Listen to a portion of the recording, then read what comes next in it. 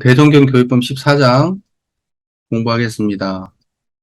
이어서 또 말씀하시기를 이 시대는 전 세계 인류가 차차 장년기에 들어 그 지견이 발달되는지라 모든 사람이 고락경계를 당할 때에는 혹 죄복에 대한 이해가 있을 것이며 죄복에 대한 이해가 있고 보면 그 죄복의 근본처를 찾을 것이며 찾고 보면 그 뜻이 드러날 것이요 그 뜻이 드러나고 보면 잘 믿을 것이니 사실로 이해하기 좋은 신앙처를 발견하여 숭배하면 지자와 오자를 막론하고 안심인명을 얻을 것이며 또는 과거와 같이 자기불공을 다른 사람에게 의뢰할 것이 아니라 자기불공은 자기가 주로 하여야 할 것이며 불공하는 방식도 신자에 있어서는 다 알아야 할 것이니 그 방법의 강령은 곧 이 교리와 제도로 할 것이며 불공하는 방법을 알아 불공을 한 후에 성공을 하는 것도 또한 구분이 있나니 그 일의 형세를 따라서 정성을 계속하여야 성공이 있으리라. 그러므로 인연작복을 잘하고 못하는 것과 북이 빈천되는 것이 다생검내를 왕래하면서 불공 잘하고 못하는 데 있나니 복이 많고 지혜가 많은 사람은 법신불 이론상의 이치를 깨치어 천지만물 허공법계를 다 부처님으로 숭배하며 성공의 기한 구별도 분명하며 죄복의 근원처를 찾아서 불공함으로 무슨 서원이든지 반드시 성공할 것이니 그러므로 우리는 불상 한 분만 부처로 모실 것이 아니라 천지만물 허공법계를 다 부처님으로 모시기 위하여 법신불 이론상을 숭배하자는 것이니라. 이제 대종사께서는 그 후천 시대의 주세불이시잖아요. 그러니까 뭐냐면 선천 시대에는 그 사람들의 지견이 부족해서 어떠한 상징 체계를 통해서 또는 이렇게 죄복이 나온다는 특정한 어떤 하나를 통해서만 이렇게 죄복을 구했다면 이제는 그 죄복의 출처를 명확하게 알아서 그 인과적 방식을 통해서 죄복을 구해야 된다. 그리고 다른 사람한테 나 대신 저 사람한테 빌어달라고 해가지고 저 사람이 나 대신 빌어주고 복받게 하고 이런 시대가 아니고 자기가 직접 당처에 가가지고 불공을 했을 때 불공을 하는 방식으로 죄복을 구해야 된다. 이제 이런 거죠. 자, 이제 분정을 한 번씩 볼게요. 이 시대는 전 세계 인류가 차차 장년기에 들어 그 지견이 발달되는지라. 이 시대에 대한 진단이죠.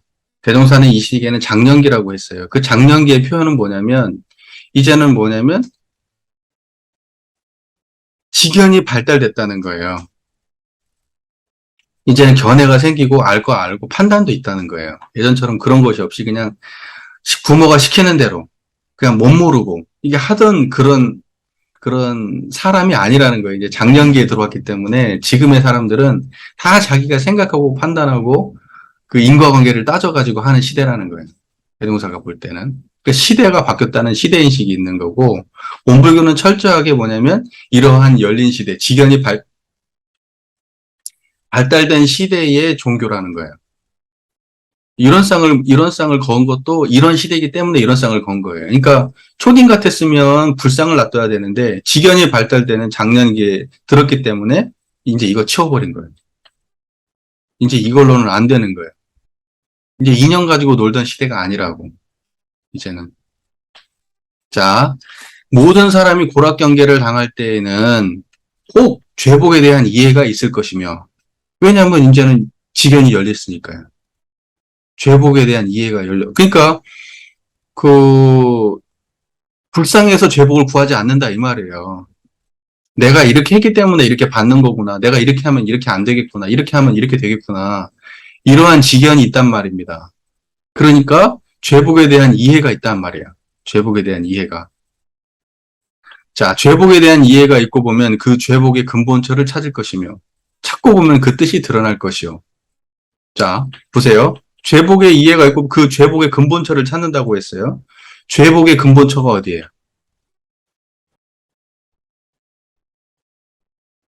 죄복의 본원이 어디예요? 우주만유의 본원이 어디예요? 이거 다 같은 말이에요, 지금. 우주만유의 본원, 죄복의 근본처, 같은 말이에요. 죄복도 우주만유니까. 우주만유 현상이, 우주만유 현상의 본원이 어디냐고요? 청정한 이 자리, 청정한 게. 여기에서 죄도 나오고 복도 나와요. 여기에서 천지분모 동포 법률이 드러나요. 청정한 이 마음으로 현상을 가만히 바라보면, 아, 나의 어떤 심신작용이 이런 결과를 냈구나. 이게 답이 떨어지게 돼 있단 말이야. 그러니까 뭐냐면, 어디 우리한테, 우리 마음 안에서 복을 주는 요소가 있어서 그 요소가 작동해서 주거나, 죄를 지는 요소가 있어가지고 그 죄를 지는 요소가 작동해서 뭘 하는 게 아니에요. 우리를 들여다보면 우리 안에는 죄복을 드러낼 뿐, 죄복에 관여하지 않아요. 신이 없어, 우리 안에.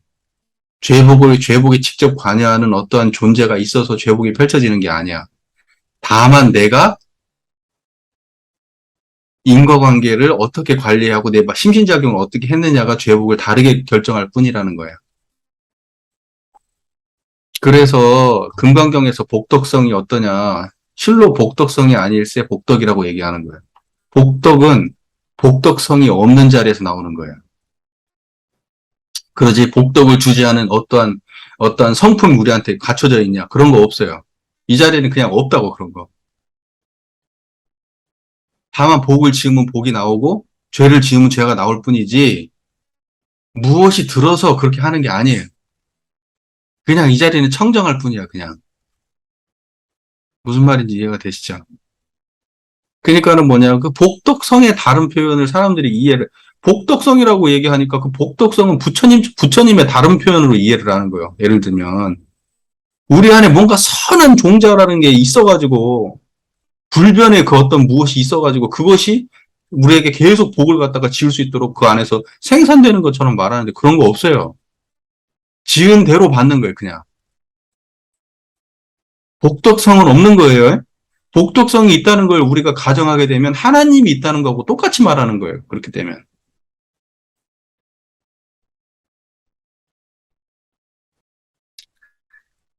찾고 보면 그 뜻이, 그러니까 지금 우리 복덕성 얘기하는데 복덕성이라는 게 막 자꾸 진짜로 어떤 무엇이 복덕성이 있어가지고 복덕을 막 나오게 하고 막 이런 걸 자꾸 얘기하고 그런 거 없다고. 망상, 그렇게 해석하는 건. 금강경 똑바로 봐보면 그렇게 안 돼 있어요. 근데 하나같이 복덕성을 그런 식으로 해석을 하는데, 근데 육조 단경에도 그런 비슷하게 설명이 돼 있거든? 그러니까 사람들이 육조가 얘기하면 100% 맞는다고 생각하냐? 그렇게 생각 안 해. 육조도 금강경 보고 공부한 양반이야. 우리는 금강경을 똑바로 해석을 해야 되지. 그 금강경을 해석한 육조의 말을 해석하면 되나?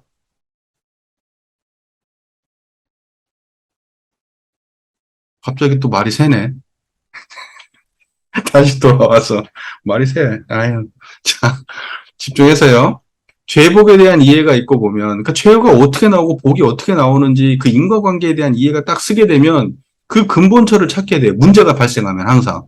복을 구하려면 어떻게 해야 복을 구하는지, 죄를 구하려면 어떻게 죄야 죄를 구하는지. 그것을 확실하게 알게 돼. 옛날에는 그 부처님한테 가서 빌었단 말이에요. 내 인생이 안 풀리면. 하나님 찾았다고. 내 인생이 안 풀리면. 왜 나는 맨날 이렇게 인생이 안 풀리냐고. 알고 봤더니 심신작용이 문제가 있었던 건데 그건 자기가 모르고. 하나님한테 빌고 부처님한테 빌었다고. 근데 그건 옛날 얘기고 앞으로 시대는 그런 사람들이 없다고. 내 문제가 안 풀린다고 하나님께 빌고 부처님께 빌지 않는다고. 앞으로의 시대는. 근데 지금도 그러고 있죠. 굉장히 많은 사람들이. 찾고 보면 그 뜻이 드러날 것이요. 그 뜻이 드러나고 보면 잘 믿을 것이지. 뭐 더 얘기할 거 없죠? 그죠? 그 뜻이 드러났어. 그럼 잘 믿게 돼. 그러니까 뭐냐면 왜 죄복이 이렇게 흘러왔는지 그 뜻이 잘 드러났어. 뜻이라고 하는 건 뭐예요? 마음이 정하여 가는 곳이잖아요. 마음이 정해서 간 곳이야. 그러니까 그것이 분명하게 드러난단 말이에요. 마음이 어디로 흘러가고 어떤 마음이 됐는지 이것이 분명하게 한 마음이 한 마음이 씨앗이 돼가지고 그 한 마음이 죄도 되고 악도 되고 선도 되고 악도 되고 그러는 거 아니에요. 그게 뜻이잖아, 뜻. 내가 우리가 성불제 중에 뜻을 세웠으니까 지금 이 공부하고 있는 거 아니에요? 돈을 많이 벌어야 되겠다. 그러면 돈에 올인하면서 예의 염치도 불구하고 돈에만 올인하다가 돈은 벌었는데 인생이 불행해질 수도 있는 거 아니에요? 그러니까 자기가 어떻게 심신작용을 하는지 마음의 방향이 어떤지 이런 것들이 그 사람의 행불행을 좌우한다는 거예요. 그러니까 보세요. 죄복의 근본처를 찾고, 죄복의 근본처는 불생불멸과 인과보복의 바탕은 이론상의 자리지 뭐겠어요. 찾고 보면 그 뜻이 드러날 것이요. 그 뜻이 드러나면 잘 믿을 것이니. 뭐 의심하지 않지. 다른 데서 구하려고 하지 않아. 내 심신작용에서 구하려고 하지. 사실로 이해하기 좋은 신앙처를 발견하여 숭배하면 지자와 우자를 막론하고 안심인명을 얻을 것이며. 자, 보세요. 사실로 이해하기 좋은 신앙처가 어떤 거예요? 청정한 이 자리이고, 그 다음에 이 자리에서 드러나는 천지부모 동포 법률이에요. 여기가 사실로 이해하기 좋은 신앙처예요. 대종사님, 보통의 우리가 그, 그, 그 선천에서 아직 미숙한 단계에서, 인지가 미숙한 단계에서는 뭐가 사실로 이해하기 좋냐면, 저 부처님한테 빌면은 복 주고 죄 줘. 이게 간단해.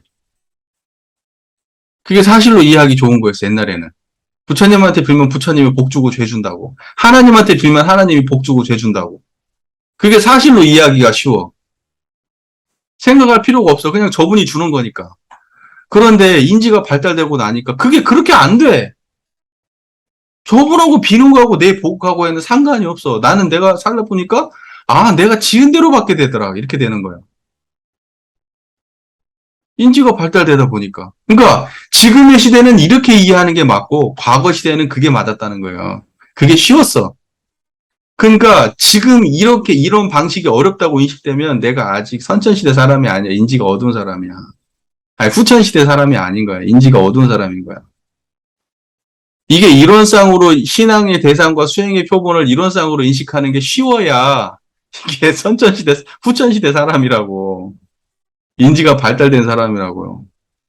인과관계 속에서 죄복을 구해야 천지부모 동포 법률의 고운과 배은의 관계 속에서 자기의 행복과 불행을 찾을 수 있어야 그게 인지가 발달된 사람한테 쉬운 거라고.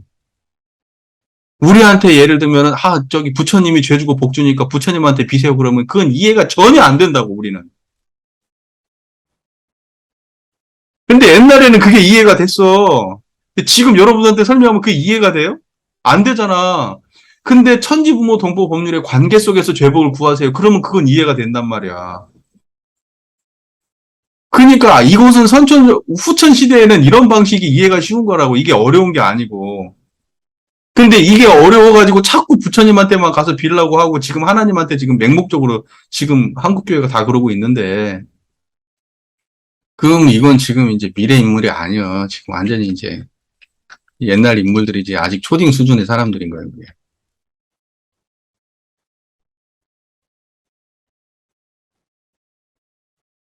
그래서 이제 진짜로 그렇게 되니까 죄복의 출처를 아니까 막연할 것도 없고, 아, 내가 마음 한 마음 바꾸면 되는 걸 아니까.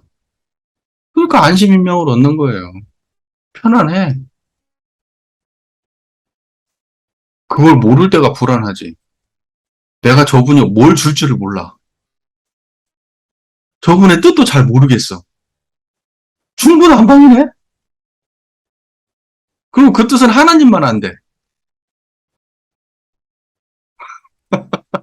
나는 지금 도저히 이해가 안 되고 지금 나의 삶이 이해가 안 되는데 하나님의 뜻이래.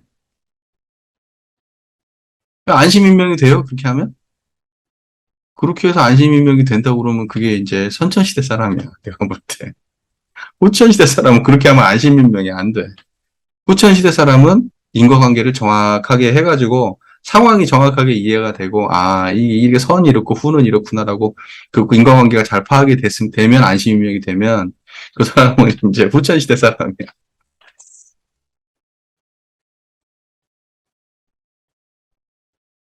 자,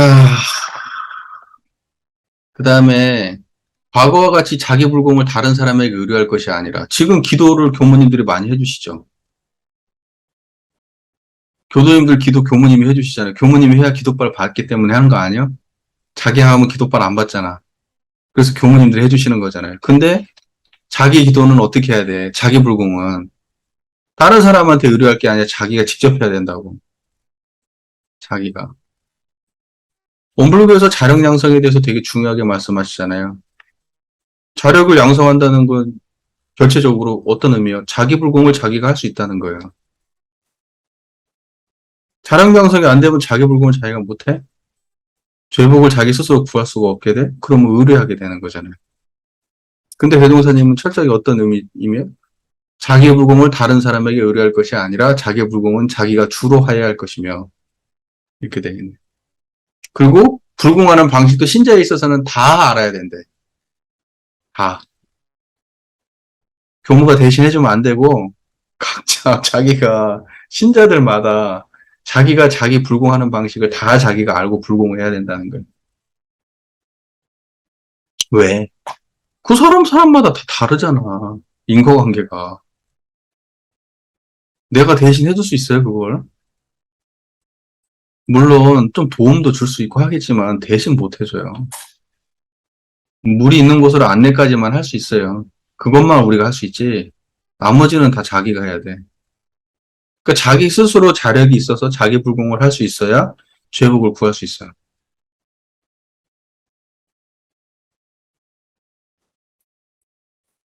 그 방법은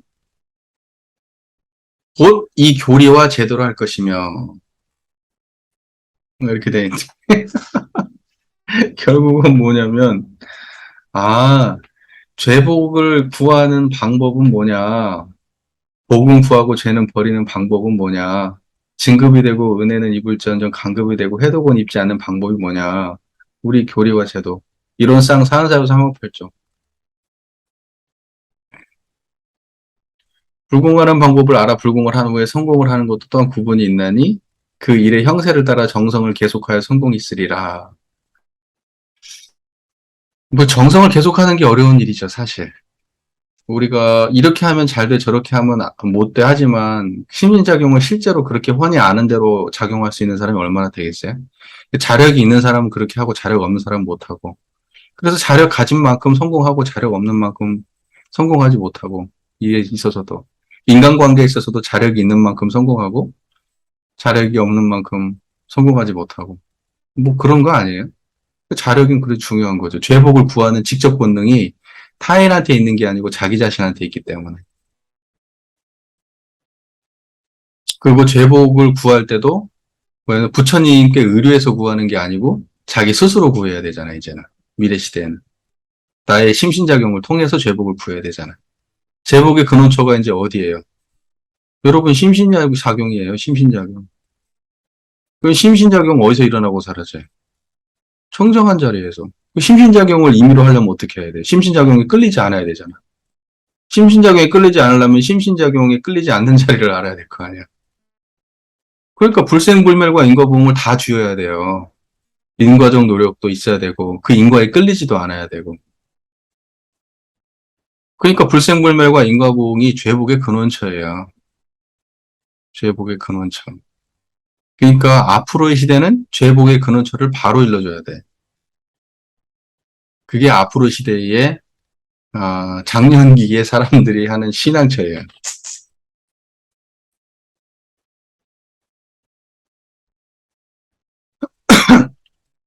자, 그 일의 형세를 따라 정성을 계속해 성공했으니 정성은 뭐 아주 중요한 거죠. 인연작복을 잘하고 못하는 것과 부기빈천되는 것이 다 다생겁내로 왕래하면서 불공 잘하고 못하는 데 있나니 복이 많고 지혜가 많은 사람은 법신불 이론상의 이치를 깨치어 천지만물 호공곡계를 다 부처님으로 숭배하며 법신불 이론상의 이치, 지혜가 많고 복이 많은 사람 법신불 이론상을 깨치어 천지만물 호공곡계를 다 부처님으로 숭배하며 그러니까 앞으로 돌아가서 죄복의 근본처는 뭐예요? 법신불 이론상이에요. 그죠? 죄복의 근본처를 찾아. 그런 찾고 보면 뜻이 드러나? 그러면 잘 믿게 돼. 그러면 그 죄복의 근본처는 뭐야? 찾아진 죄복의 근본처는 법신불 이론상이라고. 정의되시죠? 그 법신불 이론상의 이치를 깨쳐갖고 그렇게 되면 천지만물 허공법계가 다 부처님으로 숭배한다. 보세요.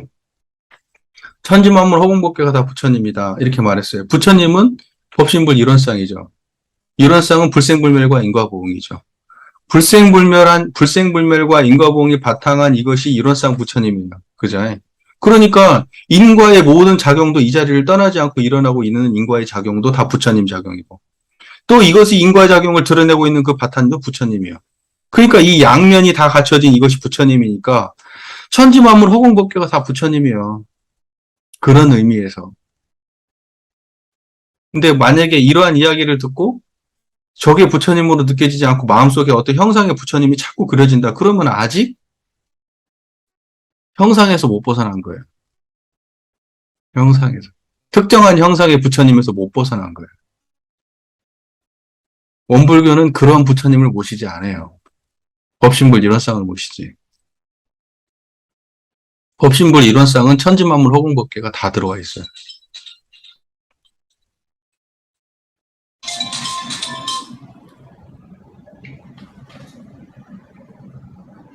네, 뭐 자꾸 전화도 평소에는 안 오는데 뭔만 하면 와 전화가. 자, 그다음에 성공의 기한도 구별이 분명하고 왜 인과에 대한 이해가 깊으니까요. 자기 자신에 대한 이해가 깊고 인과에 대한 이해가 깊으면 그러면 성공에 대한 기한도 분명하고 제복의 근원처를 찾아서 불공함으로 무슨 서원이든 반드시 성공할 것이니 그러므로 우리는 불상 한 분만 부처로 모실 것이 아니라 천지만물 허공법계를 다 부처님으로 모시기 위하여 법신불 일원상을 숭배한다. 불상 한 분만에서 모든 제복이 나왔는데 이제는 그렇게 하지 않는다. 인과관계를 따져가지고 그 인과관계 속에서 천지만물 허공법계 안에서 죄복을 구한다. 이제 시대가 그런 시대가 됐다는 거죠. 그러니까 일원상이라고 하는 것을 불상을 치워버리고 일원상을 모신 것은 불상이라고 하는 특정한 하나의 대상에만 제복을 구하지 않고 일원상을 모심으로 인해서 불생불멸과 인과보험으로 드러나는 천지만물 허공법계 전체를 신앙의 대상으로 모시게 만들어준 거예요.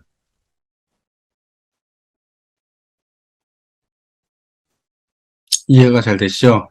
이제 교리를 이해할 때 이제 이 교의품 14장의 법문에서는 죄복의 근본처 요거 하나 딱 집어넣으세요. 죄복의 근본처는 불상이 아니다. 죄복의 근본처는 법신불 일원상이고 법신불 일원상은 천지만물 허공법계고 천지만물 허공법계 전체를 인과과정을 통해서 구해야 그것이 죄복의 근본처를 확실히 안 사람이다. 요 정도 이해하면은 깔끔하게 정리된 거예요.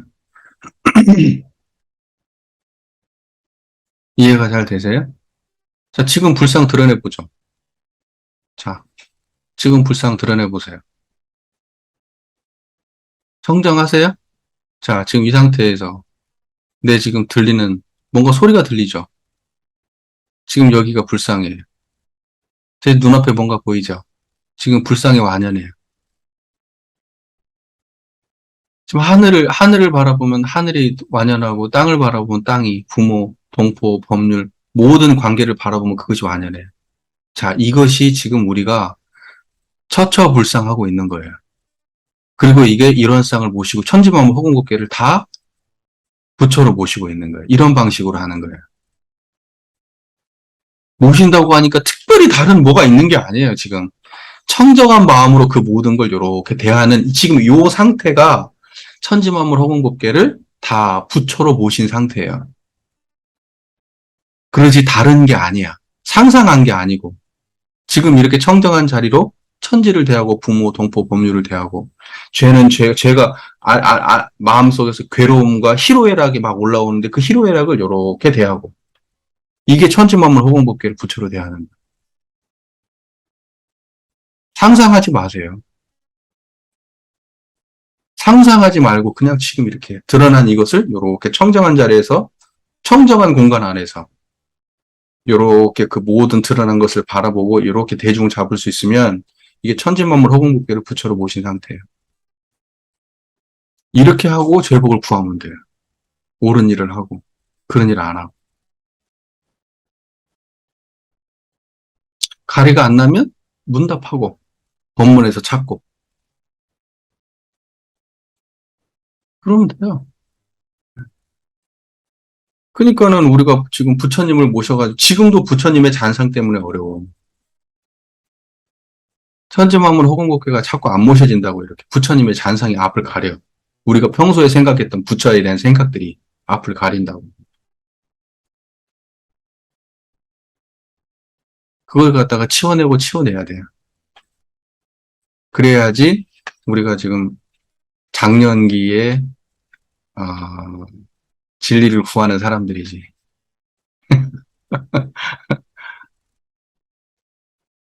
처처불상 사사불공하니까 아이고 뭐 저 사람 무슨 부처처럼 생기지도 않았는데 저 나쁜 짓 하는데 무슨 부처야.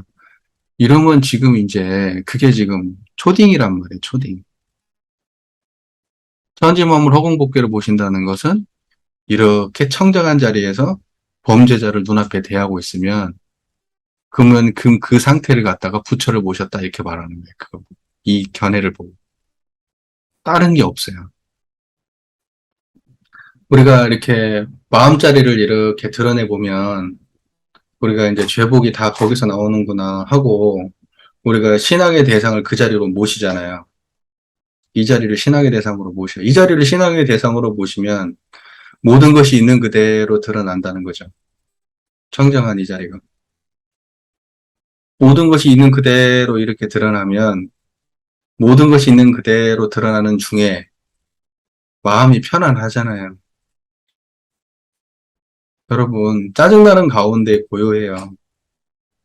그러니까 우리가 자성의 정에게, 요란하고 어리석고 그런 가운데에 자성의 정에게는 불생불멸한 자리예요. 요란하고 어리석고 그런 가운데에 청정하다고. 그러니까 뭐냐면 죄복의 근본처를 찾은 사람은 죄가 있든 복이 있든 편안하다고. 그러니까 뭐냐면 그 뜻을 정확하게 이해하고 그 자리에 그 자리에 머무를 수 있다면 우리는 안심인명을 얻어요. 어떤 상황이든지 관계없이. 지자가 됐대. 여기 나오면 그대 있죠. 사실로 이해하기 좋은 신앙처를 발견하여 숭배하면 그 자리가 뭐겠어? 일원상자리를 말하는 거야? 사실로 이해하기 좋은 신앙처는 일원상자리예요. 그러니까 우리는 이런 생각을 해. 사실로 이해하기 좋은 신앙처라고 얘기를 들으면 우리 어떤 생각이 드냐면 뭔가 되게 쉽고 그냥 설명하면 누구나 다 알아들을 수 있고 이런 걸 생각하잖아요. 그게 아니고 사실로 이해하기 좋은 신앙처는 이 청정한 이 자리를 두고 하는 말이에요. 이 자리를 얻으면 안심인명이에요. 그리고 이 자리가 이렇게 드러났죠. 청정한 이 자리가 이게 뜻이 바로 쓴 거예요. 다른 게 아니고 이게요, 여러분. 이제 정산종사님께서 그 원리편에 밝혀주신 그 말씀에는 이걸 갖다가 여러 가지 구분해서 했지만 제가 누누이 말씀드리잖아요. 이것은 한마음짜리라고. 일원상 한 자리를 갖다가 네 가지의 상태로 네 가지의 상태로 구분한 거예요. 그러니까 뭐냐면 이런 청정한 자리를 불생불멸과 인과보응으로 구분하고 유상과 무상으로 구분할 수도 있죠. 그런데 유상과 무상으로 구분한다고 하면 변화와 불변인데 불변은 뭐냐면 불변은 성품 정신 쪽이 불변이고 마음하고 뜻은 변이야.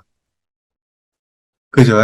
구분하는 자리에서는 그렇게 구분해. 근데 뜻을 두 가지로 구분한 거야. 마음하고 뜻으로. 변하는 것을 마음하고 뜻으로 구분한 것이고 불변을 성품과 정신으로 구분한 거예요. 교리 체계로 놓고 보면 무슨 말인지 제 말 이해가 되시잖아요. 그러니까 뜻을 말해도 그러니까 한 자리에 대한 이해가 필요해. 그러니까 뜻을 말해도 뜻이 혼자 우리가 교리 이야기할 때 제가 한 9만 9천 번 정도 얘기한 것 같은데 불생불멸과 인과보응은 서로 떠나지 않는다. 본질적으로. 언어상으로 그걸 표현하고 구현할 때만 설명체계 안에서만 구분된다. 제가 말 많이 하죠, 이 말을? 그러니까 실제로 언어상으로는 네 가지로 구분하지만 여러분 체험상으로는 하나밖에 없다니까? 제가 지금 이렇게 말하고 있잖아요. 이 말하는 것은 뭐예요, 이게? 마음이면서 동시에 뜻일 거 아니에요.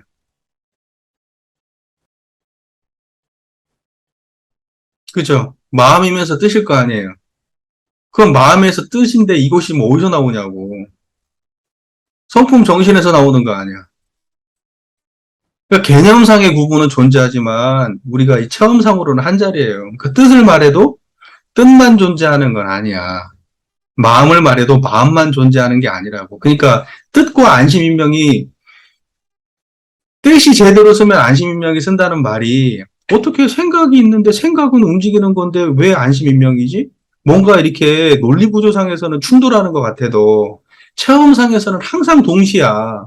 그래서 뜻을 제대로 세웠다 안심인명이 이론상이 전제된 말을 할 때는 마음이 요란해도 편안하다 이렇게 설명하는 것이 공존해도 아무 문제가 없어요. 뜻이 늘어났는데 안심인명이 된다라는 게 그것이 혼선이 있는 말이 아니야. 그냥 너무 정합한 말이야, 그냥. 요란하고 어리석고 그런 가운데에도 그냥 자성의 정의가 분명해. 이 말이 공존되는 말이야. 이게 이해가 안 되면은, 그러면 이게 안 되는 거지. 그러니까 신앙처를 바르게 세웠다? 신앙처 안에 그러면 청정하기만 해? 아, 사은이 꽉 차 있잖아. 그 내역을 보면 사은이라고 말씀하시잖아요. 내역이 사은이야. 그 말은 뭐냐면 청정한 이 자리에 천지부모 동포 법률로 가득 차 있다 이런 뜻이잖아.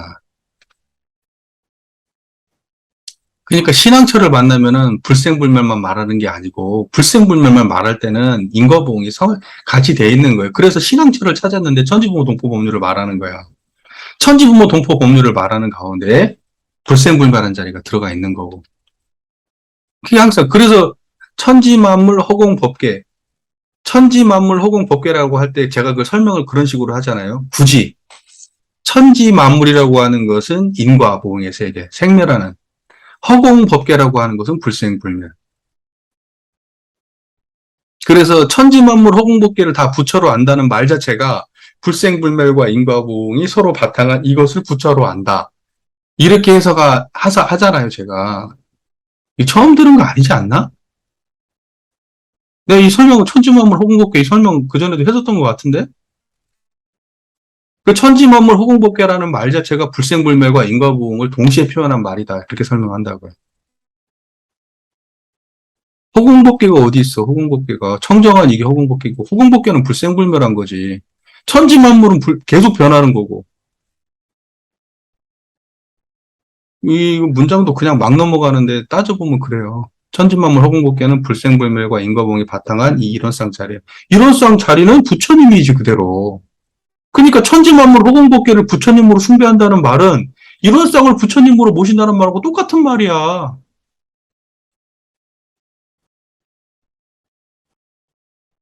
그냥 똑같은 말. 천지만물 허공법계가 이론상이니까. 천지만물이라고 하는 인과보응의 세계, 허공법계라고 하는 불생불멸. 이것을 붙여서 천지만물 허공법계. 이걸 부처님으로 모신다.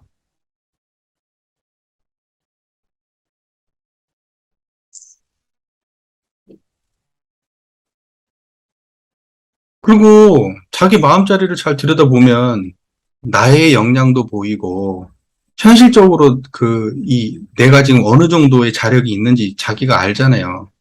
그러면 내가 지금 이 역량으로 될지 안 될지도 보이니까 기한도 보이는 거야. 불공의 기한이 그냥 막연하게 직관으로 아는 게 아니고 자기 자신에 대한 통찰이 있기 때문에 아는 거라고. 그리고 불공을 많이 해보고 노력해본 사람은 이제 자기의 어떤 자력적 역량과 타인의 어떠한 이런 관계라든가 이런 것들도 많이 이렇게 대질려 봤을 거 아니야.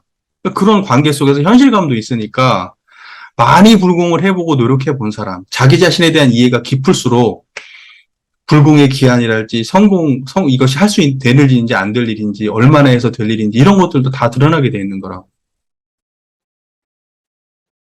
그러니까 불공의 기한을 아는 것도 인과적 역량이야. 인과적 역량이라고. 그리고 또 이런 말 헷갈리면 이거 좀 오해하면 안 되는 게 죄복의 근원처를 찾아서 불공하니 함으로 모든 서원이든지 반드시 성공할 것이니라. 그러니까 모든 서원은 반드시 성공한다. 그럼 모든 서원? 그럼 뭐 이것도 성공해요? 예를 들면 어, 저기 뭐죠? 우리 저기 뭐 익산의 배산을 파가지고 저쪽에도 옮겨야지. 이것도 성공해? 여러분 생각하면? 소원을 세우면 그거 그렇게 할 수 있어요? 그러한 말이 아니야. 예를 들면, 아우, 나 이제 교무하기 지겨우니까 나 대통령이나 해볼까? 아, 한국 대통령은 작으니까, 아, 미국 대통령을 해야 되겠다. 장난해요? 망상이지, 망상. 철저하게 그 서원을, 어떠한 서원인데 자기가 그냥 막연하게 인과적 과정이 빠진 어떠한 망상으로 서원을 세우는 게 아니야. 서원을 세운다 하더라도 그 서원은 다 인과적 과정 속에서 판단이 있는 그런 서원인 거야. 근데 그 어떠한 소원과 어떠한 바람이 있는데 그것이 어떠한 전 과정에 대한 인과적 배경에 대한 이해가 없이 갑자기 그냥 툭 내가 바라는 게 그거야? 그러면 그게 그냥 되는 거예요? 벌써 인과를 초월한 생각을 하고 있잖아, 지금. 인과를 초월한 생각은 안 되는 거야. 우리가 법신볼 이론상을 신앙의 대상과 수행의 표본으로, 신앙의 대상으로 모시는 사람은 첫 서원부터가, 첫 서원부터가 이게 무슨 서원이라고 하니까 그냥 막 망상이 다 이루어진다고 이렇게 생각하면 안 되고, 그때 그 서원부터가 인과적 과정 안에서 이루어진다고, 판단 자체가. 서원을 세울 때도. 그러니까 내가 예를 들면 서원을 세운다고 하니까, 나는 지금 대종사보다 더 위대한 부처가 되고, 대종사님은 요 정도 교단 만들으니 나는 전 세계를 다 교화할 거야. 내 살아생전에. 내가 이렇게 생각을 했어. 그런 소원을 품었어. 그러면 그게 망상이지, 그게. 나는 이렇게 할 거야. 아, 내 역량에 대한 이해도 있고, 내가 지금 살아본 나의 삶의 경험도 있기 때문에, 나는 이런 소원을 품겠지. 나는 내 삶, 내가 살아가는 동안에 몇 명의 사람들을 이렇게 만나가지고, 이렇게 이런 교화도 하고, 그러면서, 최소한 내가 몇 명은 이렇게, 이렇게 하고 나는 이런 인생을 살아갈 거라고 내가 구체적으로 내가 어떠한 생각을 했어. 그러면 그것은 인과적으로 합당한 소원이 될 수 있어요. 조금 더 잘 되거나 조금 더 부족할 수는 있어도 최소한 그 범주 안에 들어와. 인과적으로 논해볼 수 있는 범주 안에 들어와. 망상을 하면 안 되지. 그러니까 그 무슨 소원이든지 다? 그러면 안 돼. 법문 해석을 그렇게 과하게 지나치게 하면 안 돼요. 무슨 말인지 제 말 이해되시는 거죠? 네. 그러니까 혼자 하는 게 아니지.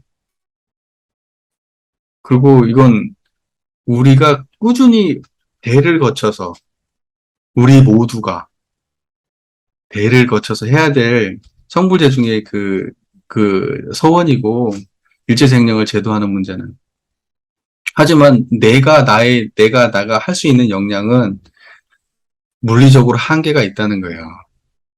그 물리적으로 한계가 있는 그것을 갖다가 받아들이고 그 안에서의 계획이 그걸 초월하고 넘어서는 상상을 하면 그건 망상이라고.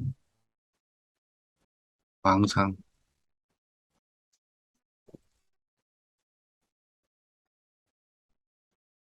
전체적으로 교육본 14장 본문 다 이해됐어요? 큰 틀에서 이해됐어요?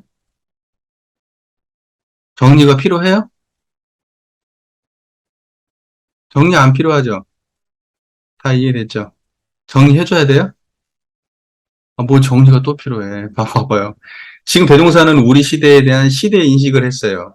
지금 우리 시대는, 앞으로의 시대는 장년기의 시대다. 장년기의 시대는 인지가 발달되는 시대고, 인지가 발달되는 사람은 인지가 발달되는 방식으로 진리를 전달해야 된다. 신앙의 대상과 불공의 그 방식도 달라져야 된다. 과거에는 부처님 한 분께 모든 걸 하고 부처님께 의뢰하고 이랬는데, 이제는 누군가한테 의뢰하고 뭐하고 하는 게 아니고, 자기 자력에 기반해서 법신불 이론상을 신앙의 대상과 수행으로 바로 직관적으로 모시고 그 자리에 응용해가지고 천지만물 호공법계를 다 불공의 대상으로 삼아서 우리는 그 진리적 방식으로 그 불공의 성공을 볼 수 있다.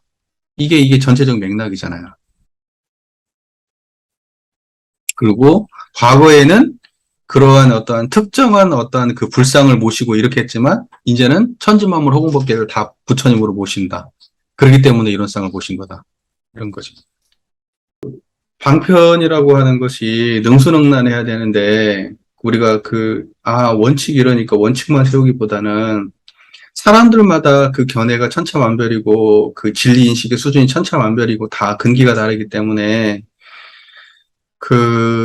점차적인 어떤 적용이 필요하겠죠. 그러니까 처음부터 막 진리적인 것만을 사람들한테 막 이야기해버리고 그러면 사람들이 이제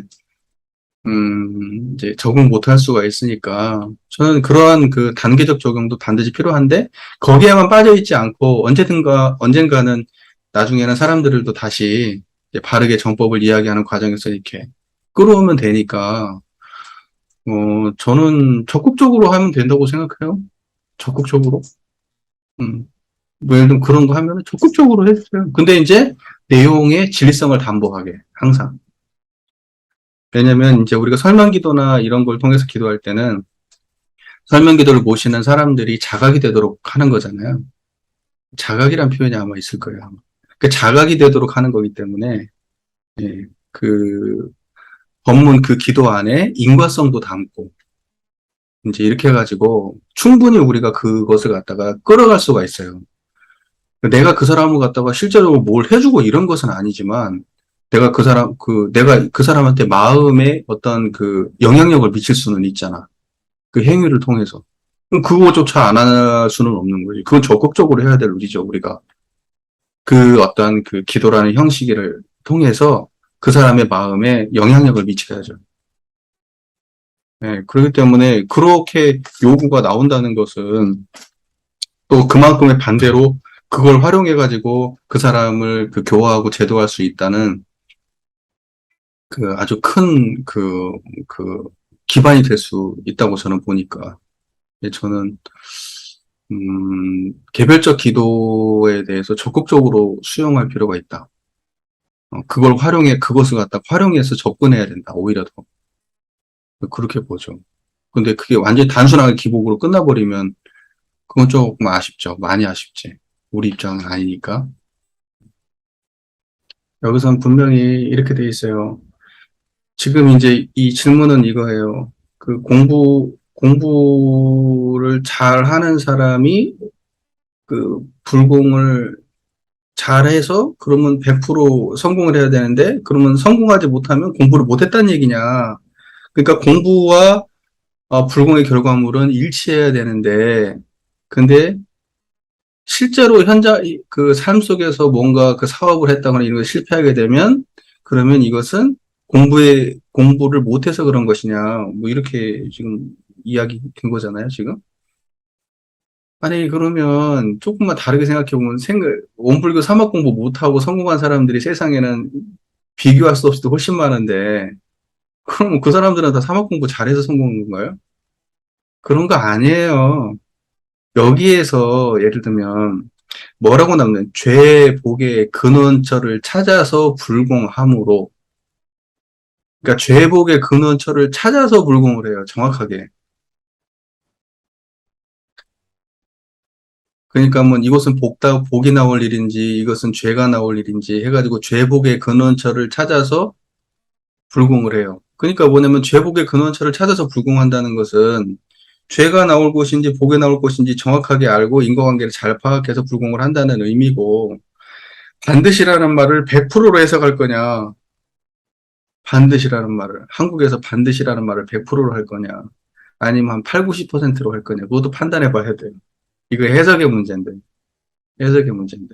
반드시 그러면 우리는 이거 100% 이렇게 이해를 하지만 사람들이 반드시라고 얘기할 때는 될 확률이 높음, 아주 높음 이렇게 해석해야 되지 않는가. 그것도 해석의 이제 하나의 방법이 될 거예요. 근데 하나 확실한 건 뭐냐면 공부를 잘하면 돈을 많이 버는 건 아니에요. 공부를 잘하면 죄 될 일은 안 하고 복 될 일은 하죠. 공부를 잘하면 죄 될 일을 안 하고 복 될 일은 해요. 근데 공부를 잘한다고 해서 사업에 성공하거나 시험에 합격하거나 오래 산다거나 이런 건 아니에요. 우리가 공부를 하는 이유는 뭐예요? 정의 실행. 정의와 불의를 판단해서 정의를 실행합니다. 그 다음에 그 죄복을 잘 판단해가지고 복된 길을 가고, 그 다음에 그 자리와 공도를 잘 파악해서 자리보다는 공도주의로 나아가고, 그 다음에 시비를 잘 파악해가지고 이익된 일을 하죠. 손해될 일을 안 하고, 그 다음에 옳은 일을 하고, 그릇된 일을 안 해요. 이게 죄복의 출처를 알아서 불공하는 사람이에요. 무슨 말인지 이해가 되죠? 근데 그걸 3대력의 결과물을 사업 성공으로 하면 안 돼요. 사업을 했는데 실패할 수 있어요. 실패했는데 거기에서 자기는 그 실패하는 과정에서 누군가를 그 뭐랄까 나쁜 짓을 했다거나 손해를 누군가에게 막심한 손해를 끼쳤다거나 나쁜 의도를 가지고 누군가를 뭐 예를 들면 사내에서 누군가를 뭐 이렇게 해가지고 뭐 불이익을 많이 줬다거나 막 이런 식의 행위를 하지 않고 정당하게 사업을 해요. 정당하게 사업을 하는데 욕심 많은 놈이 부정당하게 끼어들어가지고 이 사업이 망할 수도 있어요. 그게 현실적으로 맞는 말이죠. 현실적으로. 다만 양심에 꺼릴 바 없이 그 일을 하셨겠죠. 공부하는 사람은. 그러니까 우리가 추구해야 될 바는 그래서 양심에 꺼릴 바 없이 그 일을 하다가 사업에 망했어. 그러면 이 사람은 지금 이 순간을 놓고 이미 이게 지금 그러면 이것이 결과물이냐 이걸 결과로 인식한다 그러면 이게 인과를 잘 모르는 사람이죠. 이 사람은 여기가 끝이 아니야. 이것도 인생의 한 과정이지. 그리고 다시 또 시작하겠지. 대종사님이 그러면 대종사님은 어떤데요? 대종사님은 하던 일마다 다 성공하셨나? 대종사님도 실패 많이 하셨지. 대각 이후로도 100% 성공하셨으면 우리 교단이 지금 전 세계를 휩쓸었게? 어? 대종사님이 100% 성공하셨으면 왜 대종사님 살아계실 때 그 아끼던 제자들이 다 죽었어요? 대종사님께서 만약에 성공하셨으면 교화단 해가지고 한 번에 쭉 가셔야 되는데 왜 자꾸 수정을 하시고 대종사님은 시대에 맞게 수정하면서 계속 변화해 가면서 그렇게 노력하셨던 거지. 그리고 그 그렇게 하셨던 것이 무슨 뭐 사회에서 생각하는 것처럼 선거 과수원 같은 거 뭐 하고 그랬으면 뭐 떼돈을 벌으셨어야지. 하다가 실패해서 문 닫고 뭐 하다가 또 안 돼서 또 하고 뭐 계속 그렇게 하셨는데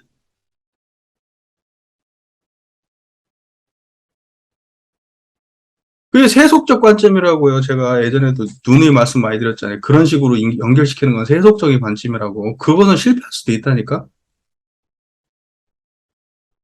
사업적으로 실패할 수 있어요. 돈 못 벌 수 있다고. 그거하고 관계없어요. 이 사람이 양심에 부끄럽게 했느냐, 그렇지 않게 했느냐, 이게 중요한 거지. 도학을 공부한다는 건 그런 거예요.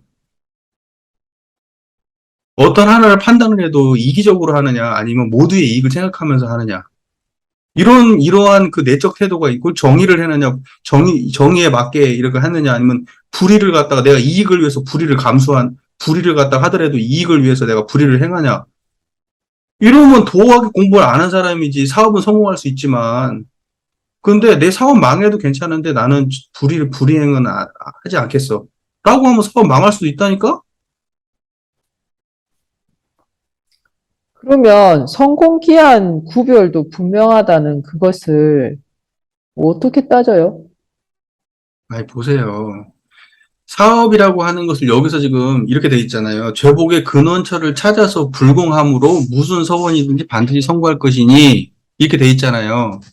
그러니까는 성공의 기한을 갖다가 따진다고 하는 것은 인과관계를 갖다가 분명하게 잘 파악을 해서 될 일과 안 될 일을 가지고 하지만 실패할 수도 있어요. 100%가 아니라니까? 아까 대종사님 말씀하신 대로, 이거 우리가 좀 한번 사업해보자. 대종사님 나서서 사업을 했는데 하다 보니까 시대가 바뀌었어.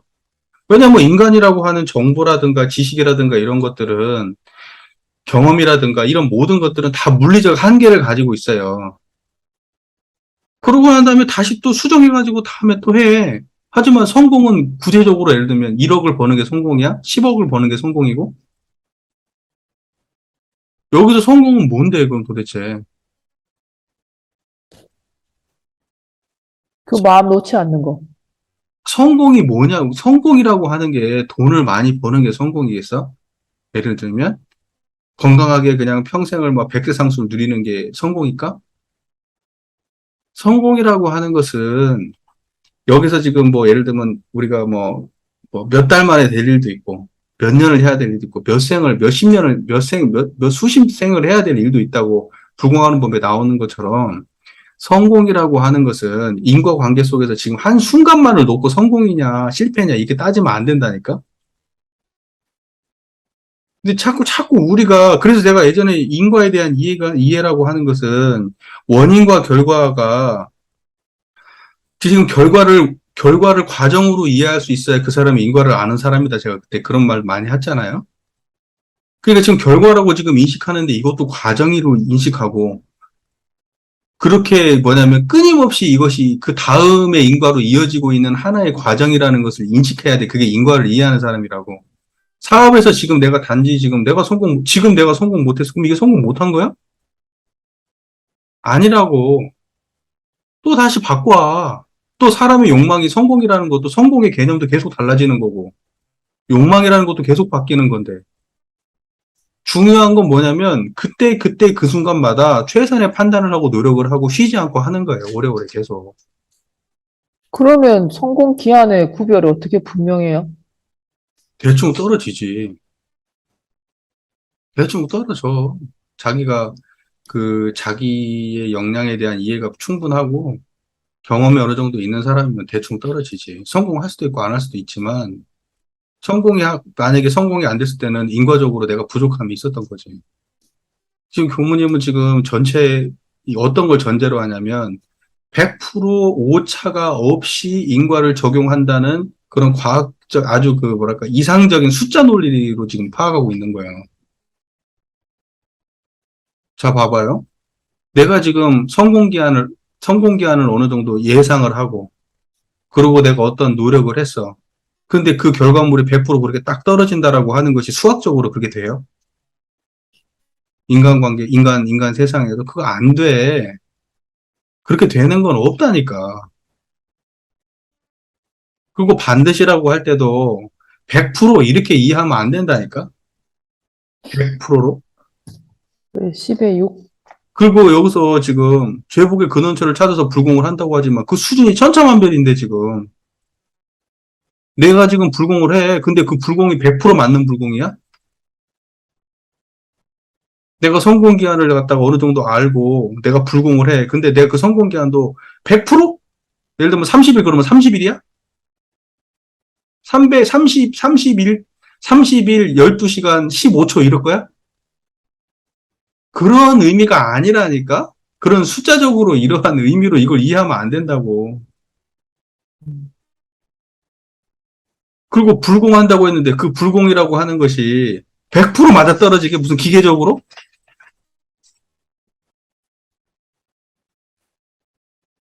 주변에 어떠한 방해 요소도 없이?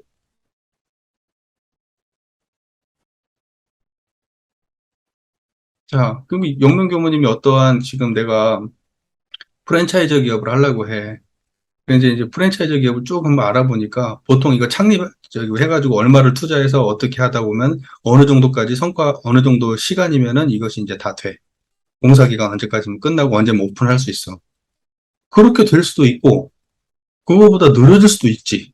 더 빨라질 수도 있고. 또는 그렇게 하면 거기서 끝인가? 돈을 벌어야 되겠지. 그 돈을 버는 과정에서 100% 그러면 내가 뭐 1년 있으면 내가 몇 억을 벌고 그다음부터 흑자 내고 그렇게 되나? 누구보다 열심히 하고 잘해도 그게 그렇게 꼭 되는 건 아니에요. 하지만 예상은 다 해. 예상은. 인과적으로 좀 따져보면 다 할 수 있잖아. 예상은. 근다고 해서 거기 그렇게 100% 되는 것도 아니고 내가 그러면 그 사업을 갖다 잘한다고 하지만 그 잘이라고 하는 것도 내가 혼자만 이게 지금 모든 요소가 다 지금 수학적으로 딱딱딱 정해져 있고 여기는 변화가 없어. 나만 하면 돼. 인과관계가. 이건 그냥 딱 완전히 그냥 고정되어 있고, 내가 어떻게 하냐에 따라서, 그러니까 뭐냐면 변수는 나만 있다. 나만 변수야. 그러니까 나만 잘하면 나머지는 다 잘 되게 돼 있다. 이런 세팅이 있냐고, 인간사에. 절대 없지. 내가 이렇게 움직이는데 저쪽에 모든 변수도 계속 움직인다고. 나만 움직이는 게 아니라. 그래서 음, 내가 아주 정말 훌륭한 인격이고 능력이 엄청 좋아도 실패할 수 있다니까? 그 어떤 사람은 별것도 없어. 능력도 별로 없어. 그런데도 대박 날 수 있다니까? 상황이 막 좋게 돌아가. 시대가 막 좋게 돌아가고. 갑자기 딱 그냥 운빨이 맞아 떨어져. 음, 생각보다 많은 사람들이 이 성공에 대해서 이야기할 때, 물론 그 사람의 역량도 물론 중요하지만, 역량이 전혀 없어도 안 되겠지만, 꼭 그 사람의 역량으로 그 사람이 성공하는 거냐? 그렇지 않아요. 굉장히 복잡한 인과관계가 있어. 그래서 사람들은 뭐라고 얘기하냐? 성공이라고 하는 건 절대 능력으로 되는 게 아니라고 얘기해. 어떤 사람들은. 성공은 반드시 그건 거의 대부분이 운이라고 얘기해. 대박 나가지고 막 대기업 되고 막 이러는 거 있지. 다 운이라고 얘기해. 실력으로? 실력으로만 되는 게 아니야. 절대. 지금 뭐냐면 이러한 본문들을 보면 우리는 딱 어떻게 머리가 세팅이 되냐면 수학적으로 세팅이 돼. 저 세계는 아예 안 움직이는 것처럼. 그냥 저기는 고정되어 있고 그냥 나 혼자 내가 틱틱틱 하면 저 세계가 내 마음대로 틱틱틱 되는 것처럼. 그런 거 없다니까? 우리 세상에는? 그 자체가 인과적으로 지금 틀린 생각이야. 계속 움직여. 계속. 세상은.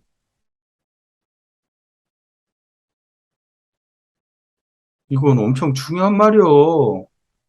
인과는 철저하게 관계 속에 있어. 그리고 계속 임기응변식의 대처지. 순간순간 빠른 판단과 빠른 분석을 통해서 그 순간순간 대처고 거기서 어긋날 수도 있고 잘 맞춰질 수도 있고 무한 변수가 지금 우리 앞에 어떠한 일 하나를 해나가는 데 있어서 그 계획이 일 하나를 해나가면서 굉장히 무한한 인과적 변수가 그 안에서 어마어마하게 작용을 한다고. 성자가 그걸 다 아냐고. 몰라. 모른다고. 여기에서 우리가 불공한다고 했을 때 불공한다고 했을 때는 예를 들면 저기 뭐지? 부처님을 그대로 응해가지고 삶을 사는 게 불공이야. 처처불상 사자불공하면 내가 어떠한 사람을 대할 때 청정한 마음과 경건한 태도로 그 사람을 대해. 내가 어떠한 일을 대할 때 항상 시비예를 바르게 판단해서 그 일을 해. 청정한 마음에 근원해서. 이게 불공이야. 그러지, 그것 자체를 불공이라고 하는 거고, 그 불공은 우리가 성공할 수 있어. 상대하고 관계 있는 얘기가 아니니까. 나의 불공은 항상 성공적이야. 결과는 성공적이지 않을 수 있어. 이게 모순된 말인 것 같아? 내가 지금 여기서 이렇게 하고 있는 거, 나의 불공은 성공적이라고 지금 이렇게. 하지만 이거에 따른 결과는 내가 알 수 없다고. 그러니까는 우리가 종교에서 나와 있는 일의 성공 여부나 불공의 성공 여부를 그렇게 사회에서 바라보는 것처럼 어떠한 성과가 완성됨, 이렇게 받아들이지 마시라고. 우리의 불공은 항상 세상을 좋게 만들게 가게 될 수밖에 없어. 어떤 식이 됐든. 어떻게 반드시 성공할 수 있지? 그래서 대종사님이 우리 교단이 어떻게 반드시 성공하지? 그리고 왜 이러한 식의 이야기는 왜 법이 등급이 없는 거지?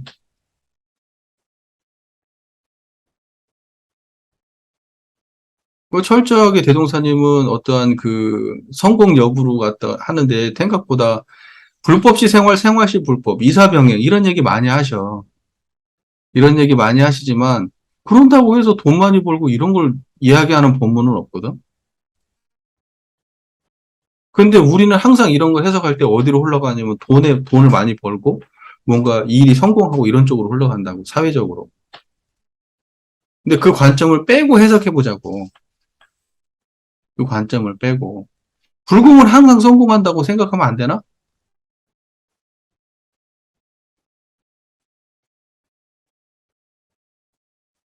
우리가 3대력을 열심히 공부하면 정의를 세울 수 있어. 일은 실패해도. 예를 들면 내가 재산을 탕진했는데 정의는 실현할 수 있다고. 그럼 불법은 재산을 많이 불리는 데 있을까? 재산을 탕진하더라도 정의를 세우는 데 있을까? 후자 아닐까?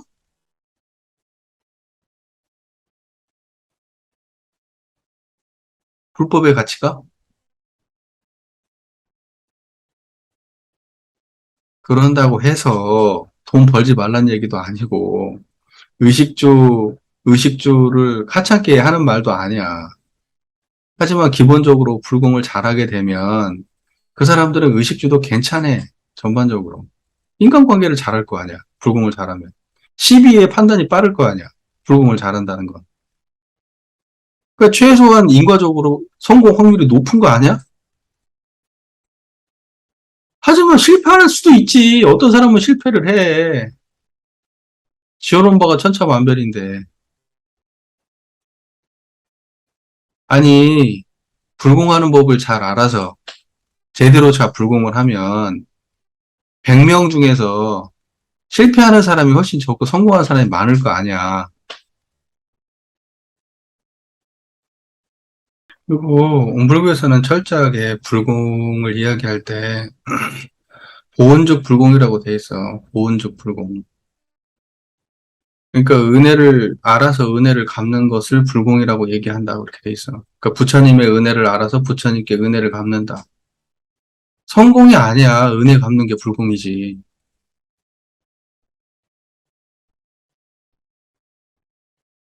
그러니까 내가 무언가를 많이 얻는 방식으로 불공을 한다는 거에 대해서 좀 고민을 해봐야 돼. 불공은 이런 걸 수도 있어. 어찌 보면 내가 저 사람한테 이렇게 잘해줘야지. 내가 저 사람하고 인간관계를 회복해야지. 또는 내가 조금 손해를 보더라도 저 사람을 행복하게 해줘야지. 그게 불공일 수 있다고.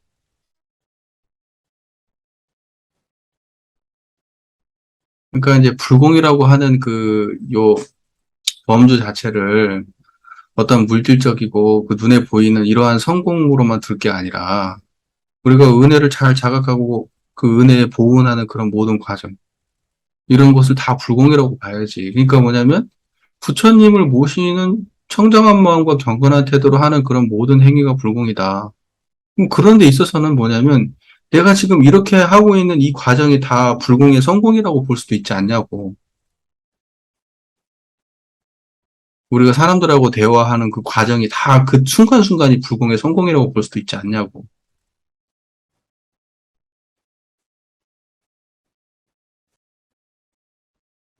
그리고 뭐 저기 뭐야 방언공사를 해가지고 그 저기 뭐야 그 누군가가 가져간다고 했는데 만약에 안 가져갔으니까 망정이지 그 사람 가져갔으면 대노사는 불공 실패야? 아닐걸? 그 사람한테 그거 뺏겼어도 우리 역사에는 뭐라고 정비가 됐을 거냐면 내가 상상하자면 아 그때 그렇게 했는데 그 팀을 뺏겼지만 그때 당시에 그 정신적인 어떤 그런 가치나 그런 노력들이 있었다. 이렇게 남겨지겠지. 뭐 실패다 이렇게 남겨질까? 대종사님은 그 불공을 하셨지만 실제로 현장에서는 실패하셨다. 왜냐하면 땅을 뺏겼으니까.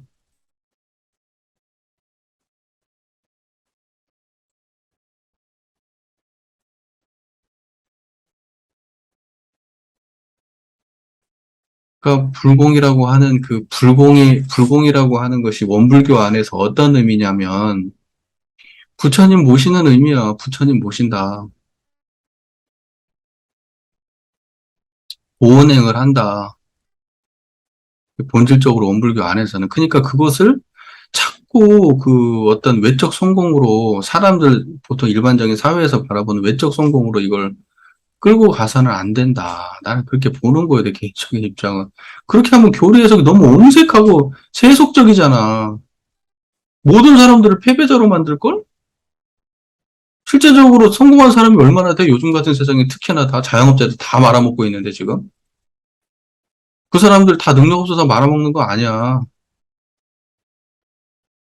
철저하게 준비하고 시장 조사하고 뭐 하고 해도 안 돼. 그리고 성공한 사람들, 정말로 그 몇 안 되는, 성공한 사람 몇 안 되는 성공한 사람들, 그 사람은 3대력이 출중해서 성공해? 그렇게 인과관계 따지면 지금 현실적으로 그 성공하고 출세하는 게 인과관계가 훨씬 더 안 맞아.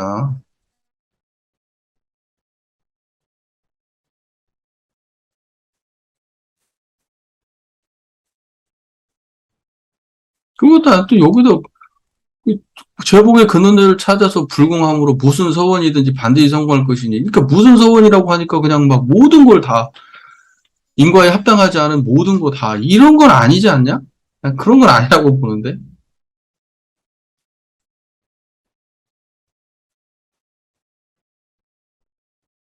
인과에 부합되는 거, 사은에 보호하는 거, 우리가 충분히 우리의 역량과 그런 모든 그 외적인 어떤 이런 조건들과 이런 거에 부합하는 어떠한 그 정도 수준에서의 이야기를 나눠야 되지 않을까? 그리고 뭐 자기가 의도치 않아도 대박 날 수도 있고, 아무리 외적 조건이 좋아도 망할 수도 있겠지. 근데 암만 해도 제복의 근원처를 찾아가지고 제대로 불공을 하게 되면 성공 확률이 높은 건 사실이지 않을까? 그냥 인과적으로 따져봐도 노력하는 자가 성공할 확률이 높겠지. 착한 놈이 행복할 확률이 높겠지. 암만 해도 나쁜 놈보다는.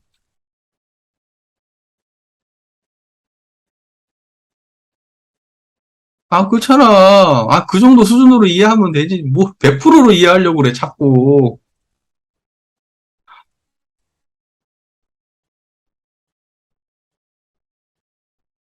아, 인간사에 100%는 없어. 그건, 그런 건 없어, 원래. 우리의 관념 속에 뭔가 특정한 성공의 뭐랄까, 이런 것들이 지금 껴있어서 그렇지. 대부분의 사람들은 성공과 실패를 계속 반복하면서 살아가. 계속해서 반복하는 거야. 하지만 진급의 방향으로 그러면 성공이야. 진급의 방향으로 가면. 자꾸 강급으로 가면 그건 이제 실패겠지. 그러니까 또 하나의 순간만을 놓고 이 사람의 성공과 실패를 말해도 안 되지. 수많은 과정들이 쌓여가지고, 그래서 사람들이 그러잖아. 60 지나봐야 안다고 뭐 이런 말도 하고 그래. 그 사람 인생, 지금 40대 어쩌고 뭐 잘 달고 뭐 어쩌고 뭐 하는데, 인생 60 넘고 퇴직 해봐야 안다고, 그 사람 인생. 또 어떤 사람은 안 그래. 죽어봐야 안다고 하는 사람도 있어. 근데 뭔 성공과 실패를 도대체 어느 기준으로 맞출 거야, 그게. 어찌 보면은, 그러한 특정한 기준에 매하거나, 거기에 그 붙들리지 않는 태도 자체가 그, 인과적으로 이해가 깊은 사람일 수 있어. 인과로 안다는 것은 결과든 과정이든, 결과를 과정으로 인식하거나, 과정을 결과로 인식하지 않는 거야, 내가 볼 때.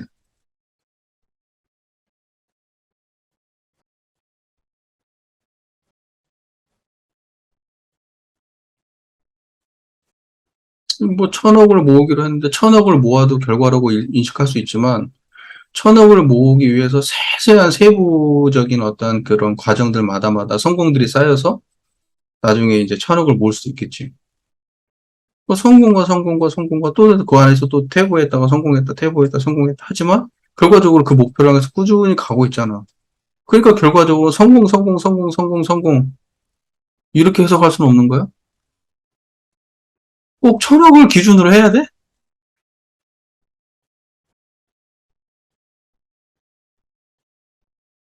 좀 그렇게 좀 이렇게 좀 생각합시다. 아, 너무 그렇게 막 100% 이렇게는 하지 맙시다. 좀.